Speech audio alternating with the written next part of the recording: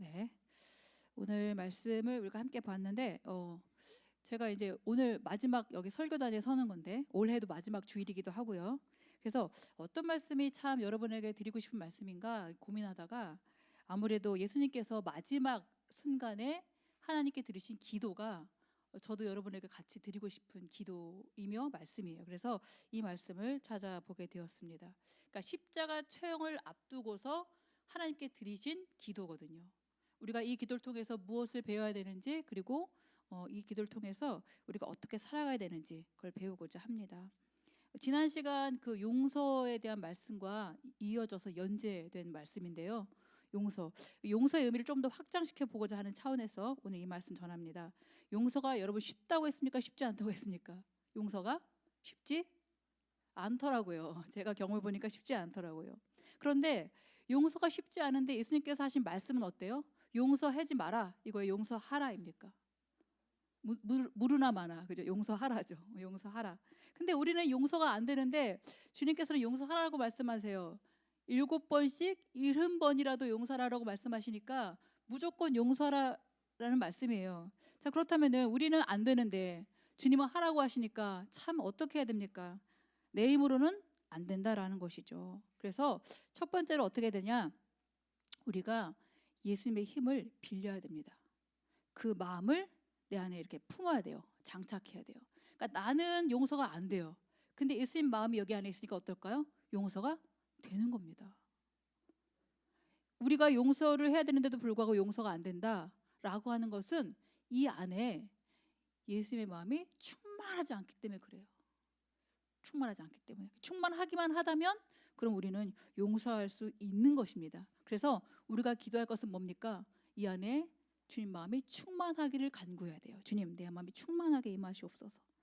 두 번째로 우리가 용서가 안 되니까 어떤 마음이 생기냐면 이게 이제 나쁜 마음인데 복수하고 싶어지는 거예요. 되갚아주고 싶은 거죠. 나한테 이랬으니 너도 한번 당해봐라. 이제 이런 마음. 내가 직접 그렇게 하고 싶기도 하고 또는 누군가에 의해서 그렇게 좀 당했으면 좋겠다. 근데 또 예수님께서 어떻게 말씀하십니까? 복수해라 이렇게 말씀하세요? 복수하지 마라라고 말씀하세요? 그렇죠. 복수하지 마라고 말씀하시죠. 원수를 네가 갚아라 라고 말씀하지 않으시고요. 원수를 위해서 기도해라. 그건 내가 할게. 원수 갚는 것은 내게 있으니까 내가 할 테니까 너는 기도해라. 이렇게 말씀하세요. 하나님께 맡기라라고 말씀하시죠. 우리 지난번에 봤던 유명한 우리 다윗이 어땠습니까?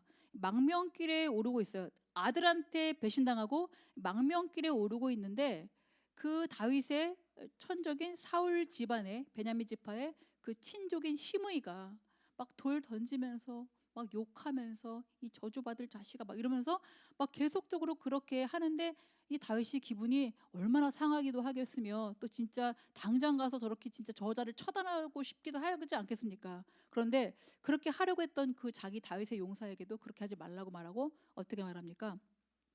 저가 저렇게 저주하고 나한테 욕하는 것은 하나님께서 허락하신 일일지도 모르니까 둬라. 그러면서 하나님께 오히려 간구하죠. 하나님, 내가 이 일을 그냥 지나치니까 하나님의 선으로 이 모든 것을 갚아주시기를 원합니다. 이렇게 하면서 참 다윗은 놀랍게도 그 인간의 용서의 한계를 뛰어넘는 일을 한번 하죠. 자, 그런데 우리가 오늘 조금 더 확장해서 과연 다윗이 거기서 끝났을까라는 것을 보려고 합니다. 용서라는 것이 이렇게 어려워요. 이렇게 어려운데 어쨌든 다윗은 우리가 볼 때에 참 대단한 한 단계를 뛰어넘긴 했습니다. 용서는요, 근데 예수님께서 오신 목적이기도 해요. 예수님께서 이 땅에 오신 목적이 두 가지가 있다고 생각해 볼 수 있는데 그 중에 하나가 바로 용서입니다. 마태복음 1장 21절 말씀 보시면 이렇게 나와요. 아들을 낳으리니 이름을 예수라 하라. 이는 그가 자기 백성을 그들의 죄에서 구원할 자이심이라. 예수님께서는 우리의 구원자로 오셨거든요. 근데 자기들의 죄에서, 그 백성들의 죄에서 구원할 자로 오시는 거예요. 그럼 그 백성들이 뭐가 있단 말입니까? 죄가 있다는 말이에요. 그 죄가 사함을 받아야지 구원받는 거거든요. 결국 용서의 문제가 거기 담겨 있습니다. 예수님께서는 우리의 죄를 용서하시기 위해서 오셨고, 그리고 우리를 용서하시고 우리를 구원의 길로 이끄셨죠. 그게 예수님께서 이 땅에 오신 목적 중에 하나예요. 또 하나는 뭔지 아십니까? 또 하나는 요한일서 3장 8절 말씀이에요. 하나님의 아들이 나타나신 것은 마귀의 일을 멸하려 하심이다. 이 마귀의 일은 뭘까요? 마귀의 일은 거짓과 속임수로 이 하나님과 점점 담을 쌓게 하는 일을 하는 게 마귀의 일이에요. 요한복음 8장 44절에 이 마귀의 실체가 나오거든요. 마귀는 거짓의 아비다. 그러니까 거짓하는 존재의 아비가 마귀예요. 욕심대로 행하고요. 처음부터 살인한 자고요. 진리가 그 속에 없습니다. 그래서 진리에 서지 못해요. 그리고 가진 것은 거짓말뿐이니까 맨날 하는 게 거짓말입니다. 거짓말만 하죠. 이 거짓말로 첫사람인 아담과 하와를 미혹해서 결국은 하나님께서 하지 말라라고 하신 그 말씀을 어기게 만들죠. 하나님께서 하지 말라라고 하신 말씀은 마치 이런 것과 같아요. 아니 왜 하지 말라라고 해 하는 그 어떤 그 금기하다 보니까 우리는 부정적인 마음이 들어요. 왜 금기하는 거야? 왜 하지 말라고 하는 거야? 이럴 수 있지만 이런 거 한번 생각해 보세요. 불이 있어요. 손을 대면 뒤잖아요. 하지 말아야 되죠. 야 불에다 손 넣어. 손 넣는 사람 어디 있습니까? 대지 마. 이러죠. 꼭 이런 거랑 똑같아요. 하지 말라고 하신 명령은 하게 되면 죽기 때문에 하지 말라고 말씀하신 것입니다. 그런데 사단이 어떻게 미혹합니까? 왜 하지 못하게 하는 거야? 하나님 이상한 사람이 이상한 신이네. 너희들한테 뭔가 안 하게 하는 이유가 있을 거야. 이런 식으로. 그냥 그 말씀 들으면 살아가는 길인데 사단이 그렇게 미혹함으로 인하여 어떻게 됩니까? 결국은 사람이 그 마음에 자꾸 들어오는 거예요. 왜 하지 말라고 그러지? 해볼까? 해보고 싶어. 이러면서 결국은 하게 되죠. 그 하게 되는 하나는 뭡니까? 죽는 길입니다. 하지 말는 것이 사는 길인데 결국 인간은 그 하게 됨으로 인하여 어떻게 됩니까? 하나님께서 하신 말씀에 대해서 반대로 뒤집어서 거역하는 길을 하게 되죠. 그것이 바로 죄예요. 결국 죄가 들어왔기 때문에 인간은 결국 하나님과 이렇게 단절되는 그런 상태, 결국 죄인된 상태가 된 것이죠. 어떻습니까? 사단이 하는 짓은 그래요. 하나님과 담 쌓게 만드는 존재가 바로 사단이 하는 일이에요. 근데 예수님께서 그걸 어떻게 하러 오셨다고요? 그 일을 멸하기 위해서 오셨다고요. 그 목적입니다. 그래서 우리가 점점 우리가 아니라 어쨌든 창세기에서 점점 하나님의 말씀을 안 듣고 점점 담을 높게 쌓아갔던 일이 어디에 나옵니까? 창세기 11장에서 이 바벨탑을 쌓은 일이 나오죠. 사람들이 탑을 점점 높게 쌓으면서 했던 말이 있어요. 그 말이 어떤 말인지 아십니까? 이렇게 말해요. 이 탑이 하늘에 닿게 하여 우리의 이름을 내고 야 똘똘 뭉치자. 이게 그들이 했던 말이에요. 우리 흩어지지 말고 똘똘 뭉쳐서 이것이 하늘에 닿게 만들자. 그리고 우리의 이름을 내자. 이것이 바로 하나님과 관계에 대해서 담을 쌓으면서 자기들의 이름을 내고 욕심을 부렸던 인간들의 도모입니다. 그걸 하나님께서 보시고 잘하네 하고 하지 않으셨어요. 위험하게 여기시고요. 야 이거 그냥 두다가는 막을 길이 없겠네. 이러시면서 하나님께서 그들을 흩어버리시죠. 도시를 다 흩어버리십니다.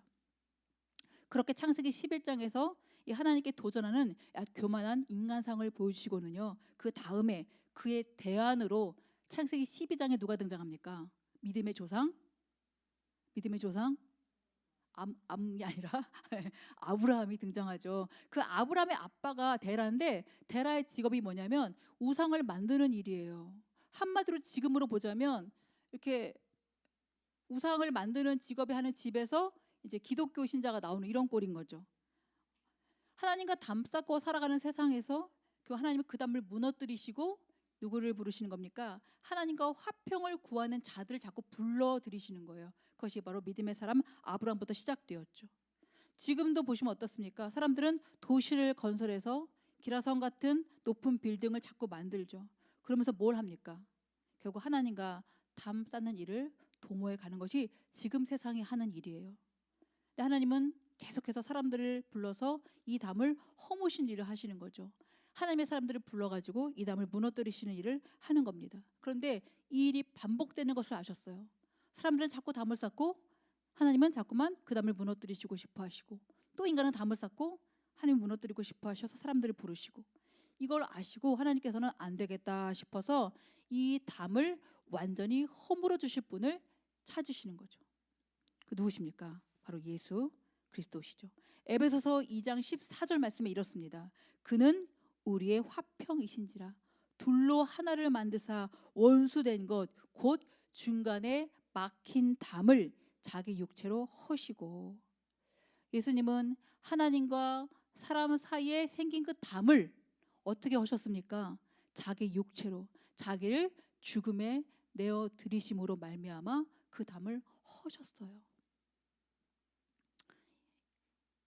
모든 사람들의 죄값을 다 치러낸 그 죽음이시죠. 예수님의 죽음은 모든 담을 다 무너뜨리시는 죽음이에요. 하나님과 인간의 막힌 담을 전부 무너뜨리시는 죽음, 화평의 도구가 되신 것이죠. 그래서 이 예수님의 용서에는요, 뭐가 함께 담겨져 있냐면 화평이 함께 담겨져 있습니다. 그래서 용서에서 멈추는 것이 아니라 이 화해의 단계까지 넘어가는 것이 진정한 용서가 되는 것이죠. 그런데 용서의 한계를 가진 우리가 그래서 우리가 용서가 잘 안 되는 우리가 용서할 수 있는 길이 유일하게 뭡니까? 그래서 예수님밖에 없다는 것이에요. 오직 예수님밖에 없다. 그렇지만서도 우리는 용서가 잘 안 되잖아요. 용서가 어떻습니까? 아직도 힘들다라고 말하고 있고 용서가 정말 안 된다라고 말하고 있죠. 그럼 아까 말한 다윗 정말 진정한 용서를 다 했을까? 정말 다 했을까? 그 시므이를 죽이지 않은 것으로 용서가 다 끝났을까? 그런데 가만히 보시면 그렇지 않다는 것도 느껴져요. 왜냐하면 나중에 이제 드디어 다윗이 이 압살롬이 죽었다는 걸 알고 다시 이제 이 왕궁으로 귀환하게 됩니다. 왕궁으로 귀환한다는 소식을 들으니까 이 시므이가 어때요? 그땐 그렇게 저주했는데 다시 왕이 되는 거잖아요, 다윗이. 그러니까 막 달려옵니다, 급하게. 자기 지파 1000명을 거느리고 달려와요. 그래서 요단강을 건너게끔 나룻배도 막 지원하고 어떻게든지 간에 막 고개 숙이고 선하게 대접합니다. 그리고 선처를 구하죠. 내가 지난날 패역한 일을 행한 것을 기억하지 말아주세요. 그 죄를 나에게 돌리지 말아주세요 라고 왕한테 계속적으로 호소합니다. 왕이 다윗 왕이 그를 죽이지 않겠다고 맹세는 해요. 그런데 열왕기상 2장 8절 보시면은 그 왕이 다윗 왕이 자기 아들 솔로몬에게 유언하는 중에서 이 말을 해요. 아들아, 베냐민 사람 게라의 아들 시므이가 내가 마하나임으로 떠나갈 때에 피난 갈 때에 악독한 말로 저주한 것을 잊지 말어라. 그를 무죄한 자로 여기지 말어라. 이렇게 말해요. 이 말은 네가 내 원수 좀 갚아다오. 이런 말로 들리기도 하죠. 자기 손에는 피 안 묻히고 아들이 처단하게끔 아들에게 넘긴 것이기도 하겠죠. 그렇게 보이기도 하죠. 근데 아무리 이렇게 보시면 아무리 대단한 다윗이라 할지라도요, 누군가를 완전히 용서하기란 쉽지 않겠구나라는 생각도 듭니다. 그러니까 어떻게 해야 될까요? 용서가 안 돼요. 안 되니까 어떻게 될까요? 다윗도 하나님께 맡기지 않았습니까? 자기가 하지 않으니까 맡겼어요. 그러니까 맡긴다는 것 자체가 어떻게 보면 용서한다라고 할 수는 없는 것 같아요. 그러니까 내가 안 되니까 주님께 맡겼어요. 주님께서 물론 하시겠죠. 그렇지만 여전히 내 안에는 뭐가 있습니까? 용서하지 못하는 마음은 남아있을 수가 있다는 거예요. 그걸 인정하셔야 됩니다. 마치 나는 다 맡겼으니까 다 용서한 것처럼 아무것도 감정이 남지 않은 것처럼 스스로를 되게 착한 사람으로 여기고 남아있는 그 내 마음 안에는 여전히 용서하지 못하고 있는 마음의 불씨가 여전히 있다라는 거죠. 여러분 안 그러십니까? 그만큼 죽을 때까지, 지금 자기가 다윗이 죽을 때까지 그 시므이가 지워지지 않으니까 그 아들 솔로몬에게 이걸 넘기지 않습니까? 그걸 보면 인간이 얼마나 죽을 때까지도 용서가 안 되는지를 볼 수가 있는 것이죠. 그러니 이 아들에게 어떻게 말하냐면요, 솔로몬, 너에게 주시는 하나님의 지혜로 이 일을 해라 라고 말해요. 솔로몬이 이 아버지의 말을 듣고 시므이를 처단해야지 이렇게 작정한 건 아니에요. 어떻게 하면은 그 말을 듣고 여러 가지 생각해 볼 수가 있겠죠. 하나님의 지혜로. 그러니까 시므이를 죽이겠다라는 건 아니고, 너는 평생 예루살렘을 떠나지 말고 여기서 살아. 네 가족과 모든 집안 다 여기서 살아야 돼. 넘어가면 안 돼. 예루살렘 안에서만 살아. 어떻게 보면은 되게 선처를 한 것 같잖아요. 그런데 그러고 나서 3년이 지난 후에 이 시므이의 종이 도망을 가버리고 만 거예요, 집에서. 그러니까 이 시므이가 그 종을 잡으러 그 예루살렘을 넘어섭니다, 지경을. 어떻게 됐을까요? 결국 시므이는 죽음을 면치 못하게 되는 것이죠. 물론 다윗이 용서하지 않았다라고 볼 수 있는지 없는지 잘 모르겠어요. 그러나 어찌하든 간에 이 일은 맨 마지막에는 결국 화평으로 끝나고 만다는 것을 보게 돼요. 다윗이 시므이를 용서하지를 못했지만서도 하나님께 맡기고 나니까 하나님께서 원수를 대신 갚아주시고, 그리고 결국은 다윗은 어떻게 합니까? 용서가 안 되니까 계속 그 말씀에 순종하며 나가는 거예요. 그리고 솔로몬도 역시 마찬가지로 아버지의 말을 듣고 당장 시므이를 처단한 것이 아니라 결국은 하나님의 지혜를 구하면서 그 일을 어떻게 할지 도모해 갔겠죠. 결국 마지막에 선택은 누가 합니까? 시므이가 그 약속을 어김으로 인하여 본인이 스스로 그 결과를 받게 되죠. 그리고 마지막은 결국은 이것이 다 화해의 모습으로 끝나기는 해요. 근데 우리는 좀 찝찝하죠. 이게 과연 화해일까? 화해일까? 그러나 이건 생각해야 돼요. 내가 신이 되어서 모든 것을 화평으로 이끌 수 없다는 것은 아셔야 됩니다. 다만 나는 하나님 말씀에 순종하고 주님께 맡김으로 인하여 그 모든 결과에 대해서는 주님께서 다 이루어 가신다는 것이고, 그 마지막의 결과는 결국은 화평과 화해로 인도해 가신다는 것입니다. 그것이 오늘 되게 중요한 메시지이기도 해요. 그래서 여러분들, 우리가 자꾸 용서하려고 하고 내가 자꾸 화해하려고 하고 억지로 손 내밀고 억지로 막 뭔가를 하려다 보니까 더 패이고 더 안 되고 더 골깊어지고 더 마음은 힘들어지고 하는 것을 뒤집어서 먼저 어떻게 하시라고요? 먼저 하나님께 맡기고 먼저 그 말씀에 순종해 보면 그 이후에 용서와 화해가 이루어지는 현장을 보게 되는 것이죠. 예수님도 그랬습니다. 예수님도 자기가 그 많은 사람들 앞에서 조롱당하고 정말 박해당하고 얼마나 많이, 나중에는 죽음까지도 정말 몰아가는 신세가 되었으니까 예수님 입장에서는 얼마나 억울하고 분통 터지는 일이겠습니까? 그러나 예수님은 어떻게 하셨습니까? 당연히 원수 갚지 않으시고 침묵하시면서 그 십자가의 길을 그대로 가시죠. 그 처형을 그대로 감당하시죠. 그것은 무엇입니까? 하나님께 맡긴 거예요. 인간의 마음으로는 끝까지 예수님도 이 잔을 내게서 지나가게 하여 주옵소서. 오늘 기도도 마찬가지로 끝까지 자기는 그 십자가의 길을 받아야 되는 그 입장에서 이것을 어떻게든지 간에 내가 내 육신의 힘으로 받는 것이 아니라 주님께 맡기고 이 길을 가겠다고 그렇게 기도하는 거예요, 처음에는. 그러니까 결론적으로는 주님께 순종함으로 인하여 그 모든 용서의 과정과 화해의 과정을 이뤄내신 결과가 되는 것이죠. 한 해를 보내면서 여러분 가장 하기 힘든 것이 저는 용서라고 생각해서 이 말씀을 여러분에게 드리게 되었습니다. 여러분, 올해 용서할 일이 있다면요, 미루지 마시고요. 이제 29일이니까 30일 이틀밖에 안 남았네요. 네, 며칠 안 남은 이 시간에 한번 주님께서 나에게 주신 마음을 한번 생각해 보시고, 혹시 용서 못하는 분들 계시다면요, 용서의 길로 나를 인도해 두시기를 좀 기도하면 좋겠습니다. 이 용서와 이 짝을 이루는 이 화해를 할 수 있기 위해서 화목의 주님으로 주님께서 오셨기 때문에 그 주의 말씀을 귀담아 듣는 마음으로 오늘 이 요한복음 17장을 함께 낭독하고 싶었던 것입니다. 오늘 17장에서 핵심적인 부분만 보자면 결국은 십자가 직전에 드린 기도니까 간절하겠죠. 이 간절한 기도 안에 뭐가 담겨져 있겠습니까? 예수님도 용서가 안 되는 그 용서하심이 들어있겠고요. 예수님도 지금 화평을 구할 수 없는, 만약에 인간 입장에는 화평을 구하는 기도가 들어있겠고요. 그리고 결국 사랑을 담아내는 기도가 이 안에 들어있다는 것입니다. 인간의 모습을 볼 때는 안 되는 것들이, 즉 하나님 앞에 내어 맡기니까 용서하게 되고 화해하게 되고 사랑하게 되는 그 기도가 바로 이 안에 들어있다는 것이에요. 그래서 기도를 요약하면 이렇습니다. 하나님, 저는 하나님 말씀으로 순종함으로 인해서 하나님께 영광 돌릴 수 있게 해주시옵소서. 그러니까 말씀을 순종함으로 영광 돌릴 수 있게 해주시옵소서. 이 말은 뭐냐면요, 이 영광 돌릴 수 있게 해달라는 말은 뭐냐면 내가 십자가의 길을 포기하지 않고 십자가를 그대로 지고 가게 해주십시오, 이 말이에요. 그러니까 자기 힘으로는 이 길을 갈 수 없으니까 어떡합니까? 하나님 말씀 순종함으로 그 영광을 얻게 해주십시오. 이렇게 반대로 말하는 거죠. 내가 죽음 앞에서 포기하지 않고 끝까지 순종하게 해주십시오. 이렇게 기도하는 것 자체가 이 십자가의 길을 포기하지 않고 가겠다는 예수님의 기도입니다. 또 하나는 뭘까요? 11절 말씀 보시면은요, 하나님께서 내게 맡기신 그들이 하나가 되게 해주세요라는 기도예요. 하나가 되게 해주세요. 예수님께서 이제 죽으시고 돌아가시게 되면 그 예수님 때문에 함께 모였던 자들은 어떻게 될까요? 더 꽁꽁 뭉칠까요? 흩어지게 되겠죠. 핍박과 박해가 있는 시간 속에서 더 흩어지고 더 도망가고 숨게 되겠죠. 그럼 어떻게 됩니까? 예수께서 그동안 가르쳐 주신 모든 하나님 나라의 정신과 뜻이 다 이렇게 흩어지면서 힘을 잃게 되겠죠. 그러니까 주님께서는요, 그렇게 되지 아니하고 하나가 될 수 있도록 기도하는 겁니다. 간구하는 겁니다. 하나님, 이들이 내가 죽더라도 이들은 하나가 되게 해주십시오. 절대 흩어지지 않고 화평을 구하는 자가 되게 해주십시오.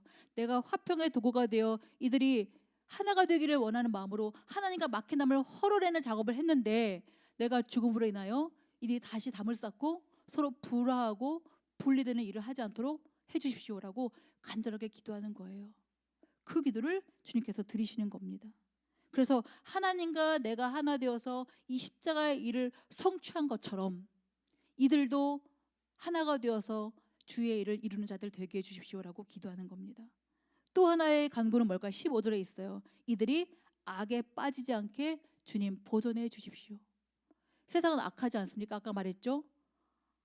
마귀의 일이 뭡니까? 거짓과 속임수로 하나님과 사람의 담을 계속 쌓게 만든 일을 하고 있다라고 그랬죠. 그 일을 멸하기 위해서 예수님께 오셨지만 여전히 세상은 악해서 그를 계속 도모하고 있어요. 그러니까 이들이 악에 빠지지 않게 보존해달라고 간구하고 있는 것이죠. 그리고 또 20절의 마지막으로 이거는 지금 이 제자들, 내가 만난 사람들만 위한 것이 아니라 나를 믿는 사람들도 이렇게 되게 해주십시오. 즉 그때 우리가 당시에 예수님 제자로 있지 않았지만 지금 예수님 믿고 있는 우리들에게도 이 기도가 응답되게 해달라는 겁니다. 하나 되게 하시고 악에 빠지지 않게 하시기를 간절히 구하면서 기도드리고 있는 것입니다. 얼마나 감사합니까? 얼마나 감사해요. 도무지 용서할 수 없는 사람들을 용서하는 예수님의 기도, 이 기도는요 용서를 뛰어넘는 바로 하나님의 뜻과 맞닿는 기도가 들어있고요. 그 기도 내용이야말로 바로 우리가 간절히 기도하신 예수님 말씀대로 살아가야 될 삶의 내용이 담겨져 있다는 것입니다. 하나 되는 길은 무엇입니까? 서로 높이 쌓은 담을 허무는 거예요. 중간에 막힌 담을 허무신 그 예수님의 화평을 구하는 일이 우리가 해야 될 일입니다. 우리의 삶의 주인이 화평의 주님이 되실 수 있도록 여러분 기도해야 됩니다. 이 땅 보세요. 얼마나 높은 담을 쌓고 살아갑니까? 하나님과도 담 쌓고 사람과도 담 쌓고 이웃과도 담 쌓고 살아가고 있지 않습니까? 그냥 내 스타일이 그래 하면서 내 스타일로 정당화시키며 살아가고 있지 않습니까? 우리가 쌓은 담은요 결국 화평을 이루지 못하는 장벽이 되고 맙니다. 서로 오해하고 미워하고 서로 분리하고 서로 나누어지고 결국 그러다 보면 서로를 이해 못하고 어떻게 됩니까? 서로 용납 못하고 배척하면서 내가 옳다고 주장하는 꼴이 되는 것이죠. 그럼 너가 틀렸다고 말하는 것이 되고요. 그것이 다툼이 되고 분쟁이 되면서 급기야는 서로 나간에 죽이는 전쟁까지 일어나지 않습니까? 이게 바로 악에 빠지는 길입니다. 이걸 누가 좋아할까요? 마귀가 좋아하겠죠. 마귀의 일이니까. 그래서 우리는 어떻게 됩니까? 지금 주님께서 간절히 기도하신 것처럼 하나가 되기 위해 기도할 필요가 있는 것이죠. 그러나 우리 힘으로 할 수 없으니까 주님께 맡기고 하나님과 예수님과 성령님이 하나 되신 것처럼 우리도 그 주님 안에서 하나가 되어져서 주의 말씀에 먼저 순종해 나갈 때 그때 그 순종의 말씀이 우리 삶에서 용서로 화해로 사랑으로 이루어지는 것을 보게 되는 것이죠. 제가 어제 청년 선교회와 함께 군산의 이제 미자리 교회와 또 선교지를 방문하고 왔습니다. 3.1운동 그 민족운동이 일어났던 아주 본 거지기 때문에 굉장히 좀 의미가 깊었어요.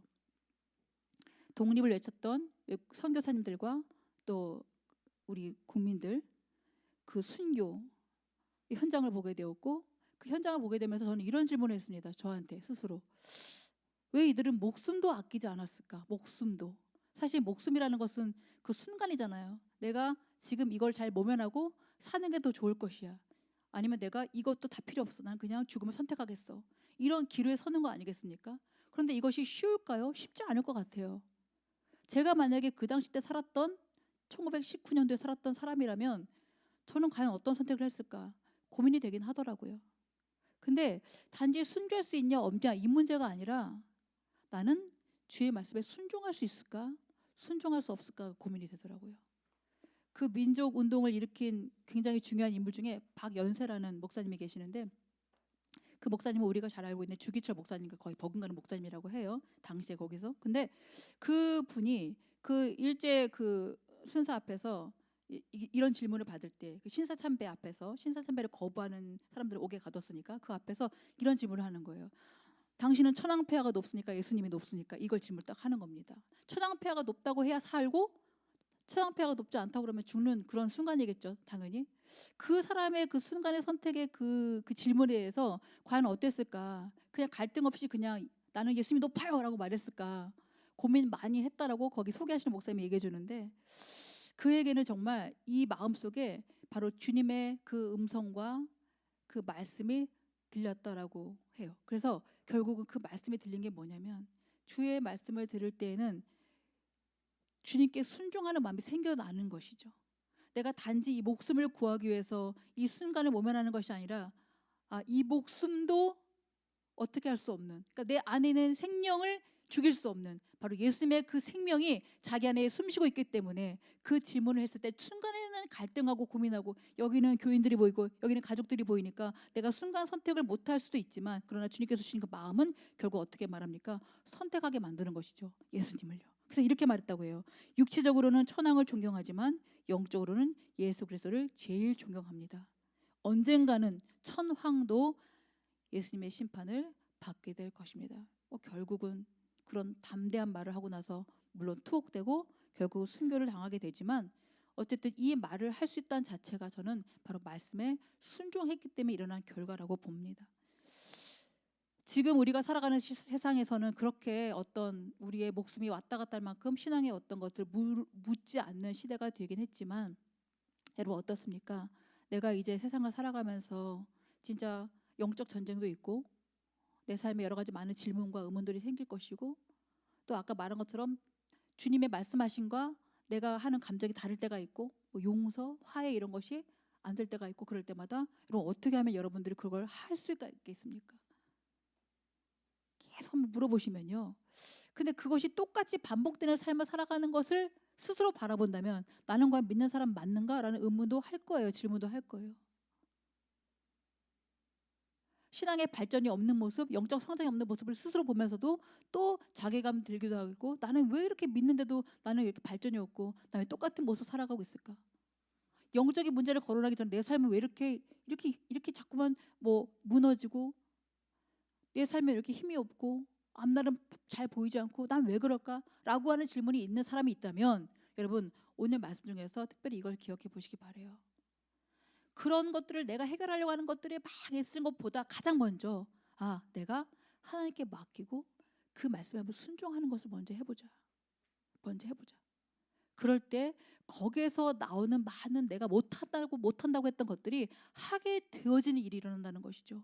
나의 힘이 아니라 내 안에 충만하신 예수님의 마음과 바로 하나님의 도우심과 역사로 말미암아 말입니다. 여러분 제가 여러분에게 마지막으로 그런 말씀 드리고 싶어요. 하나님과 담 쌓는 상황이 오거든요. 여러분 화평의 주님으로 오신 예수님을 기억하시기 바래요. 그분은 자기 죽음으로 우리를 화평케 하신 분이라는 거. 한 명만이 아니라 이 모든 인류를. 여러분 그렇게 해서 하나님께 맡기고 하나님께 순종하며 살아가면서 화해를 이루는 여러분 되시기를 간절히 바랍니다. 이 새해도 좀 그렇게 시작한 여러분 되시기 바래요. 같이 기도하면 좋겠습니다.